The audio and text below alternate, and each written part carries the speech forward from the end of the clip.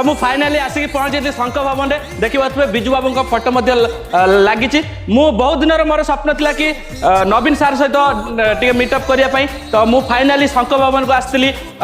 नवीन निवास गेट रे 2 दिन है बसी सार को देखा करने किंतु मत सुजोग मिल ना कि आज फाइनाली मत से सुजोग मिल जाए तो मुझे शंख भवन एठू मुझे जाऊँगी नवीन निवास सार सहित देखा करने तो आपण मैंने भी आउ गोटे नेक्स्ट वीडियो देखिपारे सार सहित मोर मीटअप वीडियो तो देखिए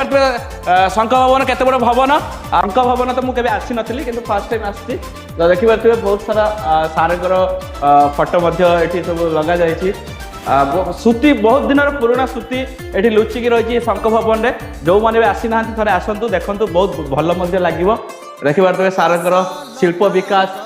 स्वास्थ्य ओडिशा बहुत सारा एपटे देखिए क्रीड़ा राजधानी बहुत सारा रही बहुत सारा देखिए कृषक